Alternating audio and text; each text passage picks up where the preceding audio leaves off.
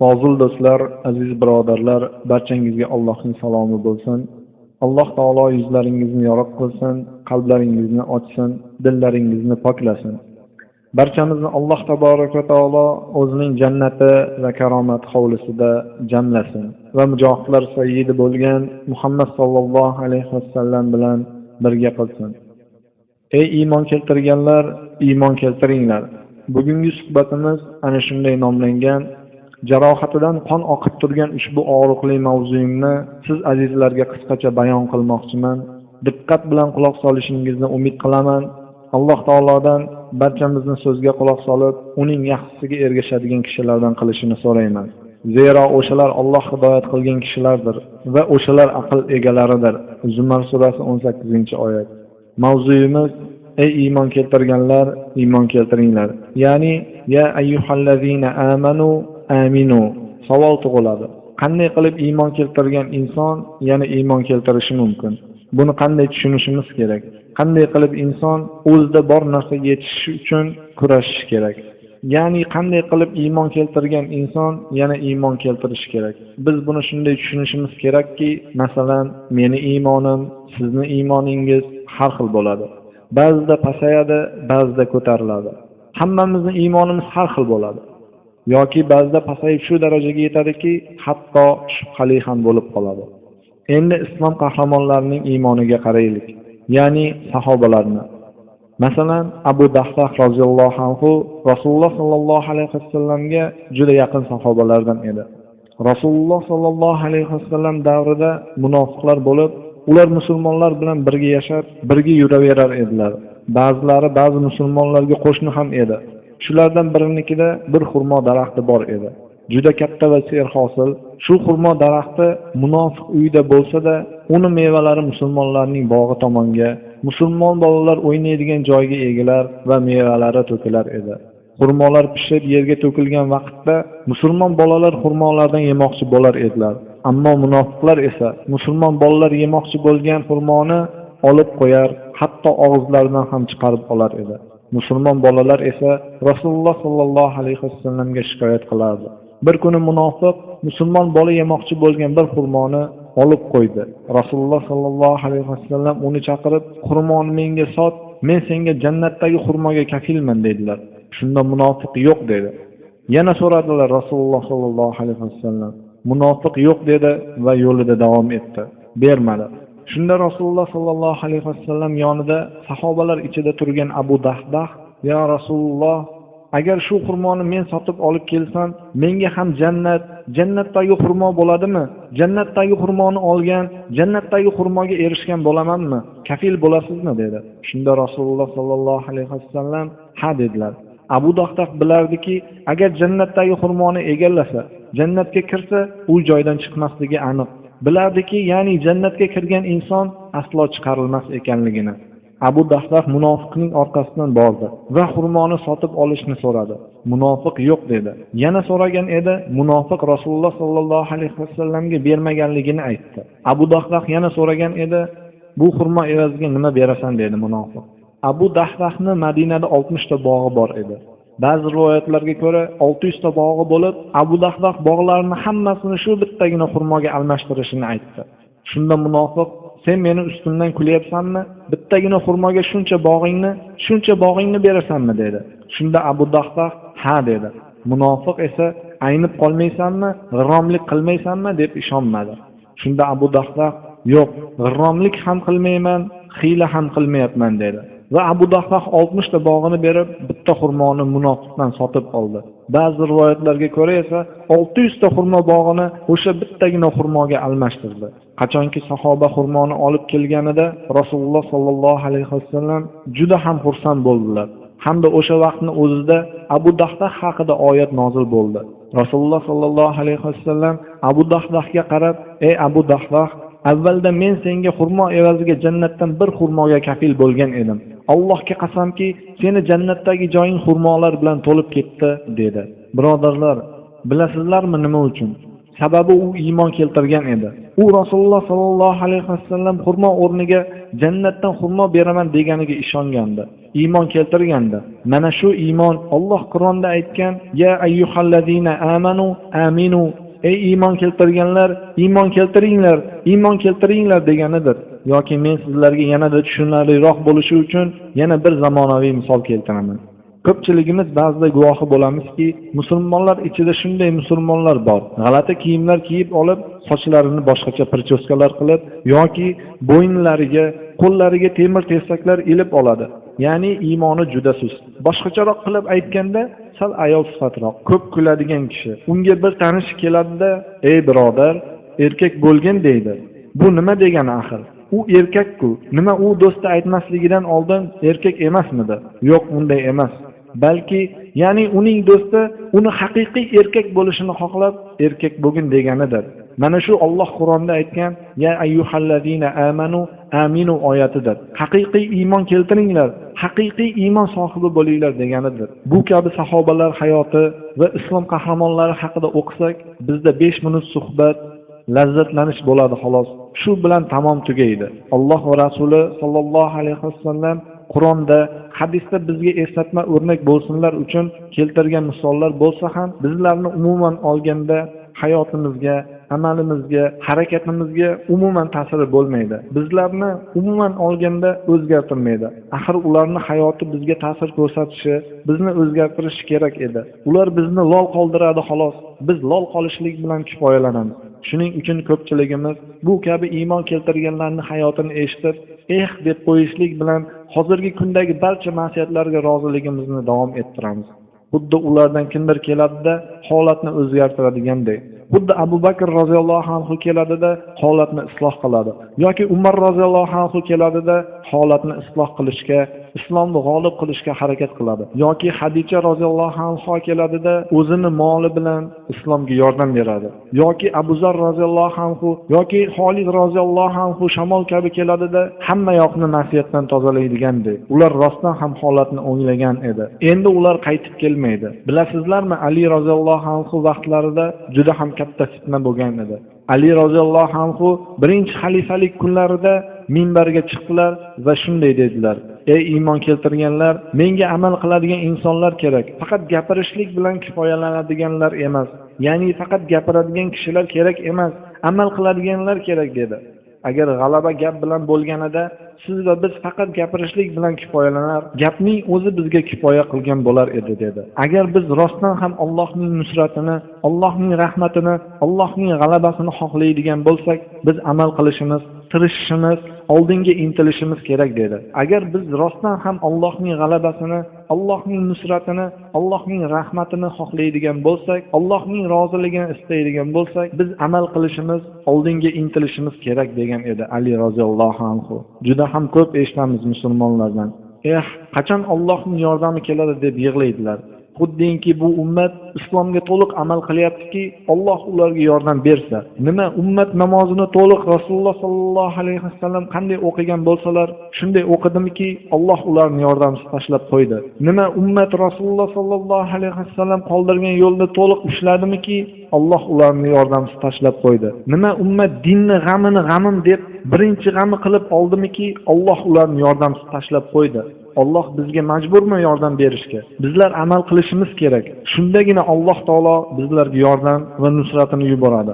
Alloh majbur emas bizlarga yordam berishga. Amalsiz beamal bo'lsangiz va beamallikda davom etsangiz, Alloh yordamsiz tashlaydi. Biz faqat dunyoni, o'tkinchi narsalarni o'ylaymiz xolos. Shunda ham Alloh sizlarga yordam bersinmi? Alloh Qur'onda agar dinlaringizdan, ya'ni musulmonlarga yordam berishlikdan, dinni g'amini qilishlikdan, Alloh yo'lida jihad qilishlikdan qaytsangiz, sizlarni ketkizib boshqa qavmni olib kelaman dedi. Allohga qanchaligimizni, ko'pligimizni, kamligimizni, boy yoki chiroyligimizni umuman ahamiyati yo'q. G'alaba ko'pchilik bilan ham bo'lmas ekan. Zero Alloh qanchadan qancha kichik jamoalar borki, Allohning yordami bilan katta jamoalar ustidan g'alaba qilgandir dedi. Nima uchun? Chunki Alloh yordam bergan. Allohning yordami bilangina g'olib bo'lgandilar. Allohga iymon keltirganlar hargiz mag'lub bo'luvchi emasdirlar deyapti oyatlarda. Xolid ibn Valid roziyallohu anhu davrida Yarmuk jangi bo'lib o'tdi. Bu jang juda mashhur janglardan biri bo'lib, unda musulmonlar juda ham kam, kofirlar esa juda ham ko'p sonli edi. Musulmonlar 37 ming kishi edi. Ba'zi rivoyatlarda 41 ming kishi ham bo'lib kelgandi. Rumliklar esa taxminan 140 ming kishi bo'lib, juda ham qattiq tayyorgarlik ko'rgan edi. Rumliklar g'alabaga shu darajada ishonishgan ediki, hatto islom yerlarini jang oldidan oralarida bo'lib ham olishgan edi. Rumliklar qo'shini nafaqat ko'p, balki juda ham kuchli qurol aslahalar bilan tayyorgarlik ko'rgan edi. Xolid jang oldidan qo'shin qatorida yurib, uni tekshirib ko'z yugurtirishni boshladi. Bir musulmon bolaga, ya'ni rumliklarning qo'shini va qurollarini ko'rib, rumliklarga qarab turib, bunchalar rumliklar ko'p, musulmonlar juda ham kam deganini eshitib qoldi. Shunda Xolid: "Ey birodar, unday dema. Bunchalar musulmonlar ko'p, rumliklar kam degin" dedi. "Ogoh bo'linglarki, kim Allohni tark qilsa, u zaif, yo'q bo'lib ketguvchidir. Kim Allohni din g'amini tark qilsa, u mag'lub bo'lguvchidir" dedilar. Rum qo'shinlari shunchalik saf tortgan ediki, hatto qo'shinning boshi bilan oxirgi ko'rinmas edi. Xolid gapini davom ettirib: "Kim Allohni tark qilsa, ular zaifdir, yo'q bo'lib ketguvchilardir. Agar sizlar Allohni yo'qotsangizlar, bilinglarki hamma narsani yo'qotgan bo'lasizlar" dedi. "Agar Alloh bilan birga bo'lsangizlar, demak sizlarda kamchilik bo'lmaydi" dedi. Alloh ularga g'alaba berdi. Yarmuk jangidan keyin Abu Bakr roziyallohu anhu Xolidga: "Endi sen bundan ham jiddiyroq va kattaroq qo'shin bilan urushasan" dedi. Xolid o'sha vaqtda butun dunyoga dong'i ketgan juda katta va kuchli imperiya Persiyaga qarshi, ya'ni eng katta va kuchli qo'shinga qarshi jihad qilishga tayyorgarlik ko'rayotgan edi. Xolidga aytdiki, qo'shin katta jangda qatnashdi va bu undan-da og'ir jangdir. Qo'shin ichidan kim qolishini xohlasa qolsin, ketgisi kelganlar ketsin dedi. Musulmonlar qo'shinida Yarmukdan keyin 13 ming kishi qolgan edi. 11 ming kishi ketishni ixtiyor qilib qaytib ketdi. Holat farzi kifoya hamda ruxsat berilgan edi. 2 ming kishi Xolid bilan qoldi. Musulmonlar eng katta qo'shinga va eng kuchli qo'shinga qarshi jang qilishga kirishdi. Xolid roziyallohu anhu Abu Bakr roziyallohu anhuga xat yozib: "Ey Amiral Mu'minin, menda 2000 odam qoldi" dedi. Shunda Abu Bakr roziyallohu anhu qo'shinga odam yubordi. Nechta odam yuborganini bilasizlarmi? Bitta odam, ya'ni Qaqa ibn Amrni yubordi. Shunda sahobalar ichidan kishilar: "Ey Abu Bakr, nimalar qilyapsiz? 11 ming kishi o'rniga bu bir kishini yuborasizmi?" dedi. Abu Bakr roziyallohu anhu: "Ha, 11 ming kishiga bitta odamni almashtiryapman. Sababi qaysi qo'shinda Qaqa ibn Amr bor ekan, ularni hech qachon Alloh tark qilmaydi" dedi. Sababi u Alloh bilan birga bo'lishlik uchun hamma narsaga tayyor edi. Qaqa ibn Amr Alloh bilan birga, Alloh bunday insonlarni hech qachon tark qilib qo'ymasligini bilar edi. Ummat hech qachon Guantanamodek, Jasliqdek, Saudiyadagi yoki boshqa joylardagi qiynog'i, zulmi qattiq bo'lgan qamoqxonalarni ko'rmagan. Umar ibn Abdulaziz davrida bittagina musulmon Vizantiya diyorida asirga tushib qolgan, qamalib qolgan va u yerda biroz zulm ko'rayotgan edi. Shunda Umar ibn Abdulaziz Vizantiya podshohiga xat yozib shunday dedi: "Xatimni olishing bilanoq u musulmonni qo'yib yubor. Allohga qasamki, agar qo'yib yubormasang, shu birgina musulmon uchun sen tomonga shunday qo'shin jo'natamanki, u qo'shinning boshi seni yoningda, oxiri esa meni yonimda tugaydi" dedi. U davrda bugungidek qamoqxonalarda muslimalarni ko'pchilik kofirlar tomonidan zo'rlash bo'lmagan. Falastindagidek xorlik bo'lmagan. U davrda Falastin diyorlari bu holatda emas edi. Nima sabab bilasizlarmi? Muhtasim Usmoniylar xalifasi bo'lgan davrda bir musulmon ayolini Vizantiya askarlari zulm qildi. U ayol mazlum holida "Muhtasim" deb baqirdi. Shunda Vizantiya askarlari: "Sen nimaga Muhtasim deb baqiryapsan? Sen jinnimisan? Muhtasim bir necha ming kilometr uzoqda bo'lsa, sen baqirsan Muhtasim oq qora oti bilan sakrab kelib seni qutqaradi deb o'ylayapsanmi? Xuddi qahramonlardagidek, a?" dedi. Bu xabar Muhtasimgacha yetib bordi va Muhtasim butun bir katta qo'shin yoki barcha qo'shini bilan Vizantiya ustiga tashlandi. Bitta musulmon ayoli uchun barcha qo'shinini tashladi. Muhtasim aytdiki, "Har biringiz jangga oq qora otda boringlar, ya'ni oq qora ot bilan jang qilinglar" dedi. Qaranglar, Alloh nima qildi? Muhtasimgacha xabarni yetkazib, oq qora otlarda qo'shin kelishini xohladi. Hozir ham biror Izrail soldatini falastinlik biror muslima o'zini himoya qilib qarshilik ko'rsatsa va o'ldirib qo'ysa, Izrail butun bir armiyasini Falastin ustiga tashlaydi. Farq shundaki, Muhtasim askarlari bilan Izroil askarlarining qiladigan ishlari o'zgacha. Muhtasim armiyasi hech qachon ayollarni zo'rlab, go'daklarni o'ldirib, erkaklarni tiriklay yo'qvormagan edilar. Izroil soldatlari esa bu ishlarni qilaverganidan odatiy holga ham aylanib qoldi. Agar biz amal qilsak, dinga yordam bersak, Alloh bizga yordam beradi. Qachonki amalsiz bo'lsak, Alloh hech qachon yordam bermaydi. Bizni qanchaligimiz, go'zalligimiz, ko'pligimiz umuman qizig'i yo'q. Agar amalsiz bo'lsak, biz Alloh oldida umuman qadrsiz bo'lamiz. Allohning oldida, Alloh nazdida umuman qadrimiz bo'lmaydi. Xoh millionlab bo'lsak, xoh milliardlab bo'lsak ham. Rasululloh sallallohu alayhi vasallam dedilar: "Sizlarga tarozini oldida juda qiyinchilik bo'ladi. Men o'tgan kecha bir tush ko'rdim. Tushimda Abu Bakrni ko'rdim. U bir tomonda va barcha ummat bir tomonda edi. Abu Bakr barcha ummatdan og'irroq edi. Keyin men Umarni ko'rdim. Umar bir tomonda va barcha ummat bir tomonda edi. Umar barcha ummatdan og'irroq edi. Shunda biz u kunda kam bo'lamizmi?" dedi sahobalar.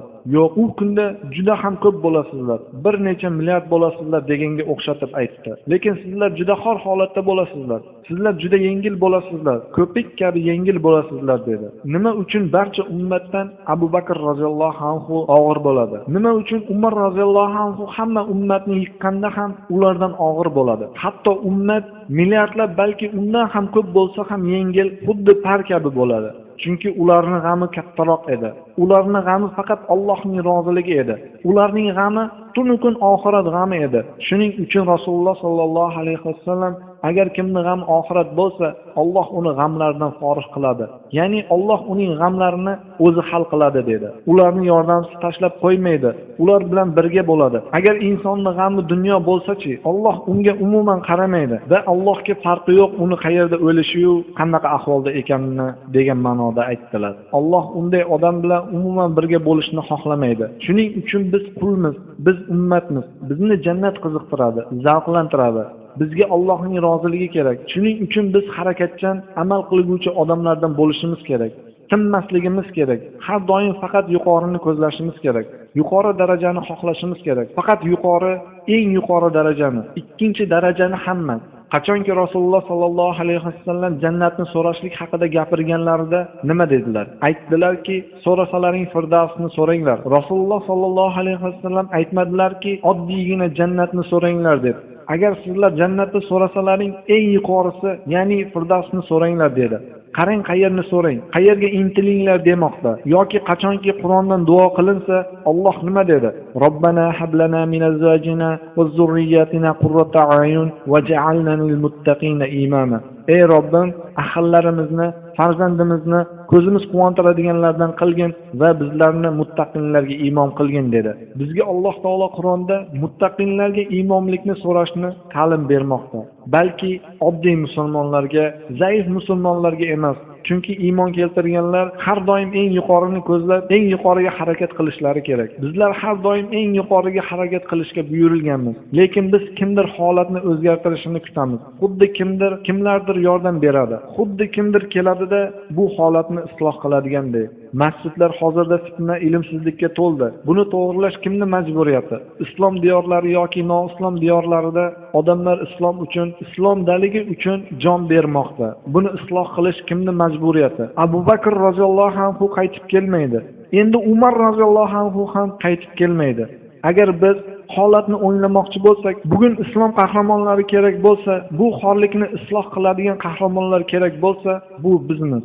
Biz qahramon bo'lishimiz kerak. Biz majburmiz islomni, shariatni o'rganishga. Endi qachonki o'rganganimizdan keyin, bilganimizga amal qilishimiz kerak.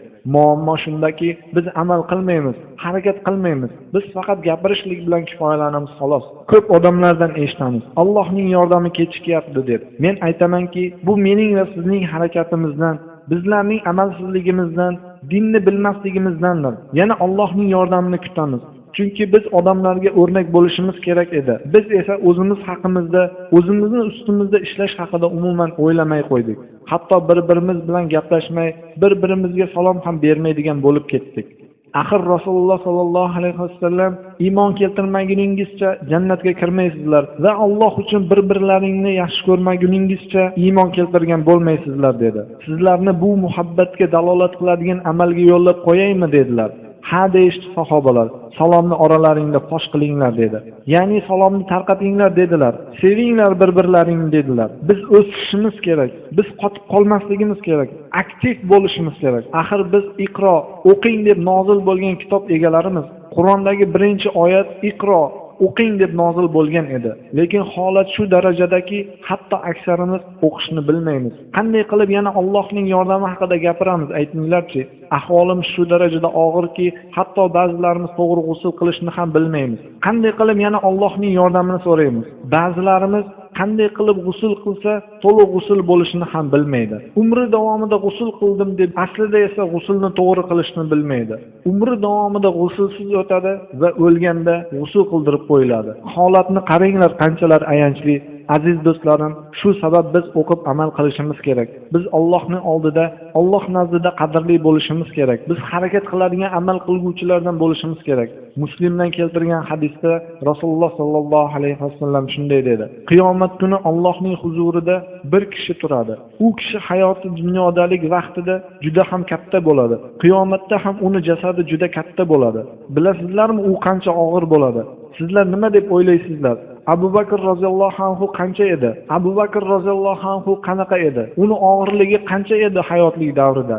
Biz bilamizki, Umar roziyallohu anhu yoki Xolid roziyallohu anhu juda ham baquvvat bo'lgan. Hatto ularning oyoqlari otga o'tirganda yerga ham tegib qolar edi. Lekin Rasululloh sallallohu alayhi vasallam nima dedi? Qiyomatda Abu Bakr barcha kishilar bir tomonga qo'yilganda ham Abu Bakr og'ir keladi dedi.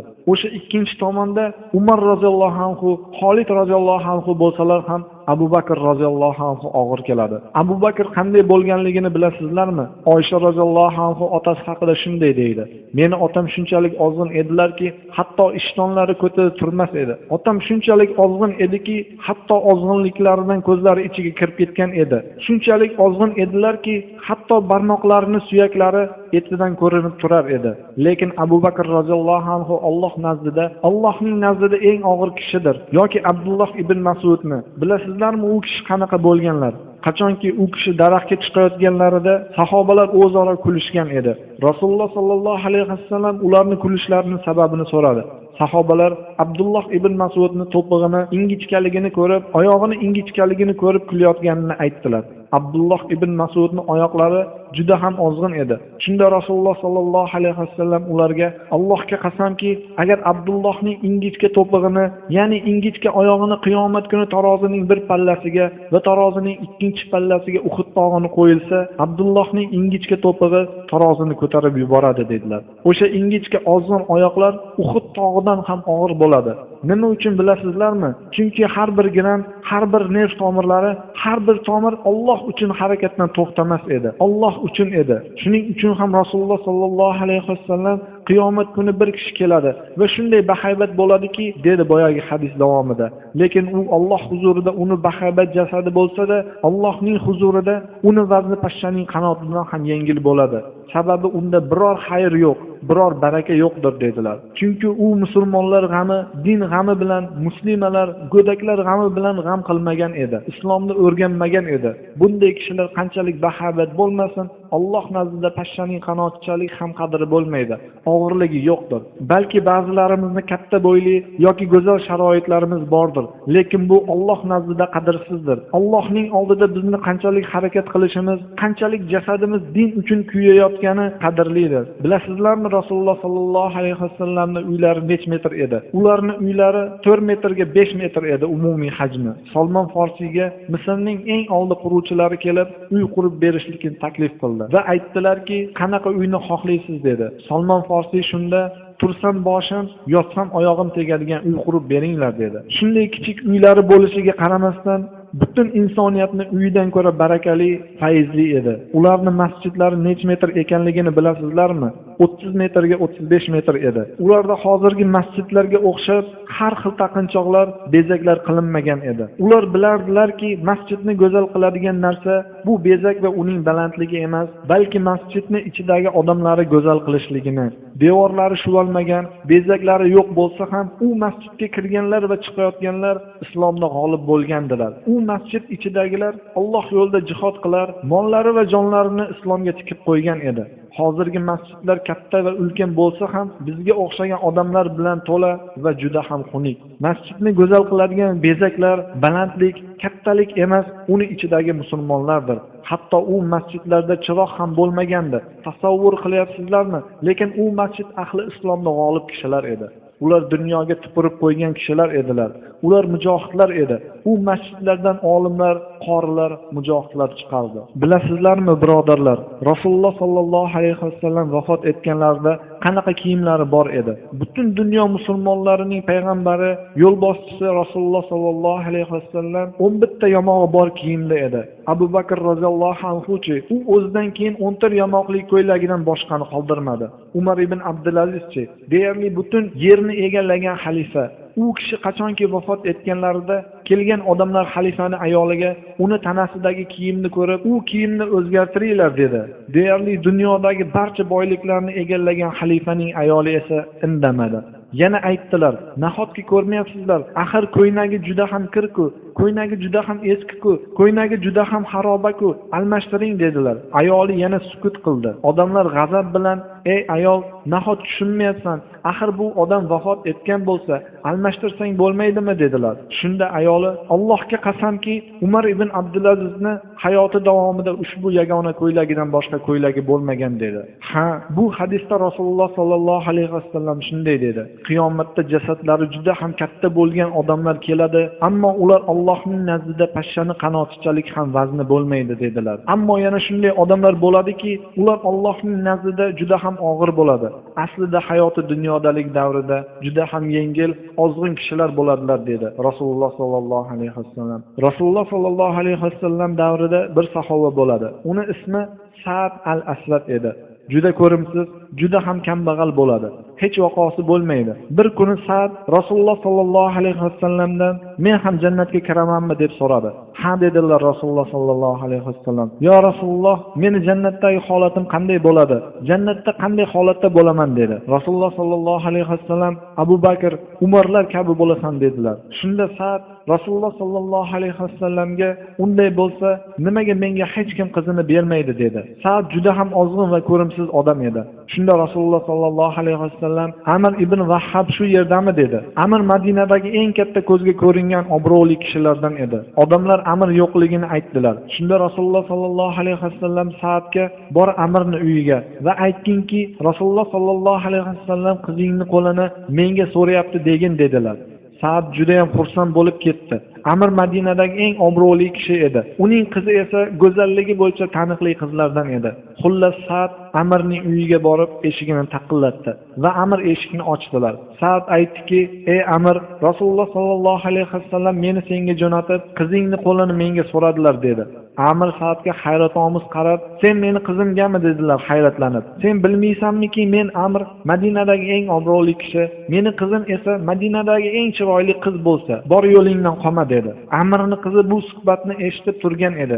"Ey otajon, to'xtang. Axir bu Rasululloh sollallohu alayhi vasallam so'rovlari-ku. Biz kim bo'libmizki, Rasululloh sollallohu alayhi vasallamning ra'ylarini qaytaradigan bo'lsak?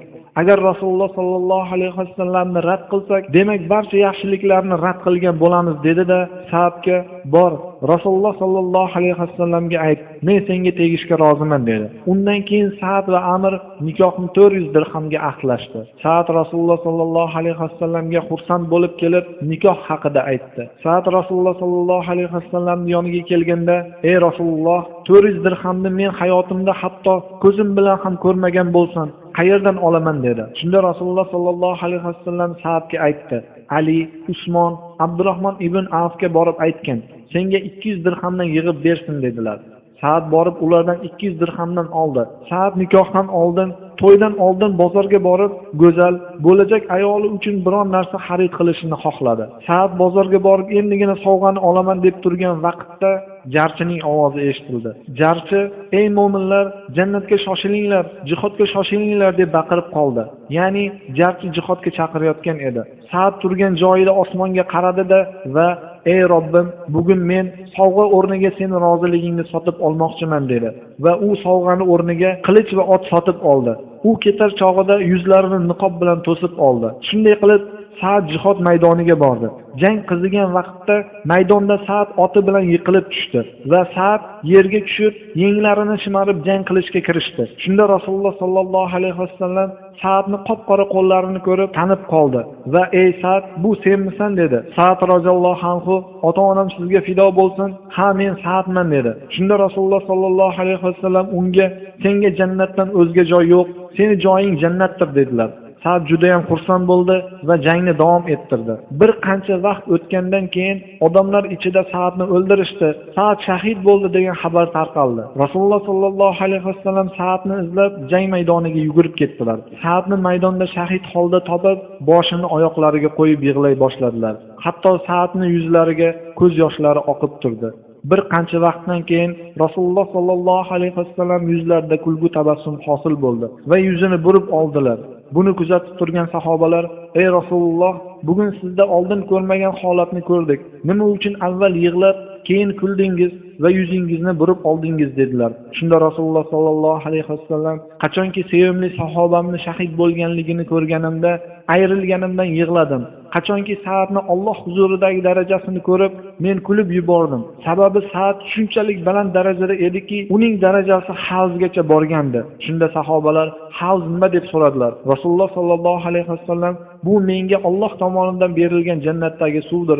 Undan ichgan kishi hech qachon chanqamaydi" dedilar. Sahobalar: "Unday bo'lsa nima uchun yuzingizni burib oldingiz?" deganida, "Men jannatdagi Sa'dni go'zal xushqomat ayollarni Sa'dga qarab yugurib kelayotganini ko'rdim. Ular Sa'dga qarab shunchalik oshiqib yugurib kelayotgandiki, hatto ular qattiq yugurganliklaridan ularning ko'ynaklari pasti ochilib, oyoqlarini pasti ko'rinib qolganligidan yuzimni burib oldim" dedilar. Keyin Rasululloh sallallohu alayhi vasallam sahobalarga qarab: "Bu Sa'dning qilichi va otidir. Ularni Sa'dni ayoliga olib boringlar va aytinglarki, Alloh Sa'dga jannatda sendan ko'ra go'zalroq ayollarni berdi" dedilar. Mana birodarlar, mana shu Alloh Qur'onda aytgan "Ya ayyuhallazina amanu aminu" oyatidir. Sa'd hatto bir qancha vaqt oldin jannatdagi darajasini ham bilmas edi. Hatto so'ragan edi ham, jannatga tushamanmi yo'qmi deb. Lekin uning Alloh huzuridagi darajasi shunaqa edi. Alloh bizlarning o'zining huzurida og'ir vaznga ega kishilardan qilsin. Alloh bizlarni Firdavs jannatlarida birlashtirsin. Subhanakallohumma va bihamdik va ashhadu an la ilaha illa anta astaghfiruka bi rahmatika ya arhamar rohim.